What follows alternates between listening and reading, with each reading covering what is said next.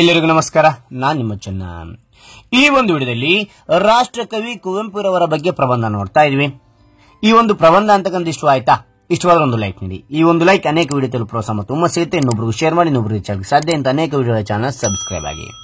ಹಾಗಾದ್ರೆ ನಿಮಗೆ ಯಾರ ಬಗ್ಗೆ ಒಂದು ಪ್ರಬಂಧ ಬೇಕಂತೇಳಿ ಕಾಮೆಂಟ್ ಮಾಡಿ ಒಂದು ಪ್ರಬಂಧ ಮಾಡಲಿಕ್ಕೆ ನಾನು ಪ್ರಯತ್ನ ಪಡ್ತೇನೆ ಅಂತ ಹೇಳ್ತಾ, ಹಾಗಾದ್ರೆ ಈ ಒಂದು ವಿಡಿಯೋದಲ್ಲಿ ರಾಷ್ಟ್ರಕವಿ ಕುವೆಂಪುರವರ ಪೀಠಿಕೆ, ವಿಷಯವರ್ಣನೆ ಮತ್ತು ಉಪಸಂಹಾರದೊಂದಿಗೆ ಪ್ರಬಂಧ ನೋಡ್ತಾ ಹೋಗೋಣ. ಓಕೆನಾ? ರೈಟ್. ಹಾಗಾದ್ರೆ ಇಲ್ಲಿ ಪೀಠಿಕೆ ನೋಡ್ತಾ ಹೋಗೋಣ. ಕುವೆಂಪು ಅವರು ಕನ್ನಡದ ಕವಿ, ವಿಮರ್ಶಕ, ನಾಟಕಕಾರ, ಚಿಂತಕ ಮತ್ತು ಕಾದಂಬರಿಕಾರರಾಗಿದ್ದರು. ಅವರು 20ನೇ ಶತಮಾನದ ಅತ್ಯುತ್ತಮ ಕನ್ನಡದ ಕವಿ ಎಂದು ಪ್ರಸಿದ್ಧರಾಗಿದ್ದರು. ಅವರ ಪೂರ್ಣ ಹೆಸರು ಕುಪ್ಪಳ್ಳಿ ವೆಂಕಟಪ್ಪ ಪುಟ್ಟಪ್ಪ ಅಂತ ಹೇಳಿ. ಓಕೆನಾ? ಹಾಗಾದ್ರೆ ಇಲ್ಲಿ ವಿಷಯವನ್ನೇ ನೋಡ್ತಾ ಹೋಗೋಣ.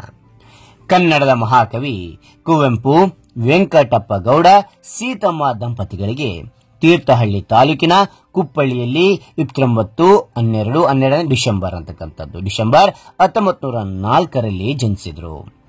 1916 ಮನೆಯಲ್ಲಿ ಖಾಸಗಿ ಮೇಷ್ಟರ ಮೂಲಕ ಪ್ರಾರಂಭಿಸಿ ಎಂಎ ಪದವಿಯನ್ನು 1929 ಮೈಸೂರಿನ ಮಹಾರಾಜ ಕಾಲೇಜಿನಲ್ಲಿ ಮುಗಿಸಿದರು ಅಂತಕ್ಕಂಥದ್ದು. ಓಕೆ, ಅಂತ ನೋಡಿ.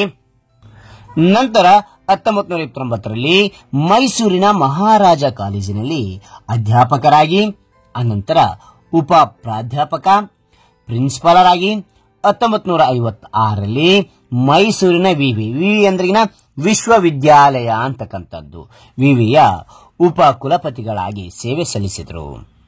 ಬಾಲ್ಯದಿಂದಲೇ ಸಾಹಿತ್ಯ ರಚನೆಯಲ್ಲಿ ನಿರತರಾದ ಕುವೆಂಪುರವರಿಗೆ ಅವರ ಸಾಹಿತ್ಯಕ್ಕಾಗಿ ಅನೇಕ ಪ್ರಶಸ್ತಿಗಳು ಸಂದಿವೆ. ಅವುಗಳಲ್ಲಿ ಪ್ರಮುಖವಾದವುಗಳು ಪದ್ಮಭೂಷಣ, ರಾಷ್ಟ್ರಕವಿ ಪ್ರಶಸ್ತಿ, ಕರ್ನಾಟಕ ವಿವಿಯಿಂದ ಗೌರವ ಡಾಕ್ಟರೇಟ್ ಪದವಿ, 38ನೇ ಮೈಸೂರು ಕನ್ನಡ ಸಾಹಿತ್ಯ ಸಮ್ಮೇಳನದ ಸ್ವಾಗತ ಅಧ್ಯಕ್ಷರಾಗಿ, 39ನೇ ಕನ್ನಡ ಸಾಹಿತ್ಯ ಸಮ್ಮೇಳನದ ಅಧ್ಯಕ್ಷರಾಗಿದ್ದರು. ಬೆಂಗಳೂರು ವಿವಿಯಿಂದ 1969 ಗೌರವ ಡಿಲಿಟ್ ಲಭಿಸಿತು. ಪಂಪ ಪ್ರಶಸ್ತಿ, ಕರ್ನಾಟಕ ರತ್ನ ಪ್ರಶಸ್ತಿ, ರಾಷ್ಟ್ರಕವಿ ಪ್ರಶಸ್ತಿಗಳು ಕುವೆಂಪು ಅವರ ದೈತ್ಯ ಸಾಹಿತ್ಯ ಪ್ರತಿಭೆಗೆ ಸಿಕ್ಕ ಪುರಸ್ಕಾರಗಳಾಗಿವೆ. ಮುಂದಿನ ನೋಡ್ತೋಣ. ಇಲ್ಲಿ 1968 ಶ್ರೀ ರಾಮಾಯಣ ದರ್ಶನಂ ಕೃತಿಗೆ ಜ್ಞಾನಪೀಠ ಪ್ರಶಸ್ತಿ ಲಭಿಸಿತು. ಇದು ಕನ್ನಡದಲ್ಲಿ ಮೊದಲ ಜ್ಞಾನಪೀಠ ಪ್ರಶಸ್ತಿ ಆಗಿದೆ. 1995 ನಾಡೋಜ ಪ್ರಶಸ್ತಿಯನ್ನು ಅವರಿಗೆ ಮರಣೋತ್ತರ ನೀಡಲಾಯಿತು. 1985 ಮೈಸೂರಿನಲ್ಲಿ ನಡೆದ ಮೊದಲನೇ ವಿಶ್ವ ಕನ್ನಡ ಸಮ್ಮೇಳನವನ್ನು ಉದ್ಘಾಟಿಸಿದರು ಅಂತಕ್ಕಂಥದ್ದು.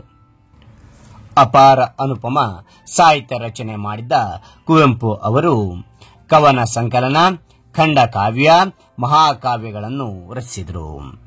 ಅನುವಾದಿತ ಮತ್ತು ಸ್ವತಂತ್ರ ನಾಟಕಗಳನ್ನು ಬರೆದರು. ಕಾದಂಬರಿ, ಕತೆ, ಗದ್ಯ ಚಿತ್ರ, ಆತ್ಮಕತೆ, ಭಾಷಾಂತರ ಗ್ರಂಥಗಳನ್ನು ರಚಿಸಿದರು. ಮಾಸ್ತಿ ಜೊತೆ ಕರ್ನಾಟಕ ಭಾರತ ಕಥಾಮಂಜರಿಯನ್ನು ಸಂಪಾದಿಸಿದರು. ನೋಡಿ, ಕರ್ನಾಟಕ ಭಾರತ ಕಥಾಮಂಜರಿಯನ್ನು ಯಾರ ಜೊತೆ ಅಂದ್ರಿಗಿನ ಮಾಸ್ತಿ ಅಂದ್ರಿಗಿನ ಮಾಸ್ತಿ ವೆಂಕಟೇಶ್ ಅಯ್ಯಂಗಾರ್ ಅಂತಕ್ಕಂಥದ್ದು. ಓಕೆನಾ? ಮುಂದೆ ನೋಡ್ತೋಣ. ಅವರ ಪ್ರಸಿದ್ಧ ಕೃತಿಗಳೆಂದರೆ ಶ್ರೀರಾಮಾಯಣ ದರ್ಶನಂ, ಕಬ್ಬಿನ ಕೈಬುಟ್ಟಿ, ಅನಂತರ ಮಳೆಗಳಲ್ಲಿ ಮದುಮಗಳು, ಕಾನೂನು ಹೆಗ್ಗಡತಿ, ವಿಚಾರ ಕ್ರಾಂತಿಗೆ ಆಹ್ವಾನ, ಬೆರಳಿಗೆ ಕೊರಳ್, ಶೂದ್ರ ತಪಸ್ವಿ, ಸ್ವಾಮಿ ವಿವೇಕಾನಂದ, ಚಿತ್ರಾಂಗದ, ಪಾಂಚಜನ್ಯ, ಬೊಮ್ಮನಹಳ್ಳಿ ಕಿಂದರೆ ಜೋಗಿ, ಕೊಳಲು ಇತ್ಯಾದಿ ಅಂತಕ್ಕಂಥದ್ದು. ಓಕೆನಾ? ಉಪಸಂಹಾರ ಕೊನೆಗೆ ನೋಡಿದರೆ ಕುವೆಂಪುರವರು 11 ನವೆಂಬರ್ 1994 ನಿಧನರಾದರು. ಅವರು ಭಾರತೀಯ ಜನರಿಗಾಗಿ ಅನೇಕ ಕರ್ನಾಟಕ ಯುವ ಕವಿಗಳಿಗೆ ಸ್ಫೂರ್ತಿಯ ಮಾರ್ಗದರ್ಶಕರಾಗಿದ್ದಾರೆ ಎಂದರೆ ತಪ್ಪಾಗಲಾರದು. ಕರ್ನಾಟಕ ಸರ್ಕಾರವು 2015 ಡಿಸೆಂಬರ್ನಲ್ಲಿ ಕುವೆಂಪು ಜನ್ಮದಿನವಾದ ಡಿಸೆಂಬರ್ 29 ವಿಶ್ವ ಮಾನವ ದಿನವನ್ನಾಗಿ ಆಚರಿಸುವುದಾಗಿ ಆದೇಶ ಹೊರಡಿಸಿತು. ಈ ಮೂಲಕ ವಿಶ್ವ ಮಾನವ ಸಂದೇಶ ಸಾರಿದ ಕವಿಗೆ ಮತ್ತೊಂದು ಗೌರವ ಸಂದಂತಾಯಿತು. ಓಕೆನಾ. ಈ ರೀತಿಯಾಗಿ ನಾವಿಲ್ಲಿ ಉಪಸಂಹಾರನ ಕೊನೆಗೊಳಿಸ್ತೇವೆ.